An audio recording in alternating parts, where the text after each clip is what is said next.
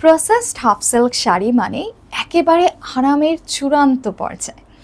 চমৎকার আঁচলে ভিন্ন রকমের নকশা, আর থাকছে 20 থেকে 24টা নরম সুতোয় সিলভার বল ড্রপে ঝোলানো ফ্যান্টাস্টিক সব টাসেলস।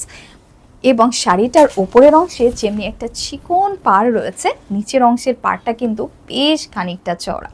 একেবারে চোখে পড়ার মতো নকশা এবং পুরোটাই কিন্তু ডিজিটালি প্রিন্টেড। 14 হাতের এই শাড়িটার শেষ অংশে পেয়ে যাচ্ছেন পুরো 2 হাতের বেশ বড় সড়ো একটা ব্লাউজ।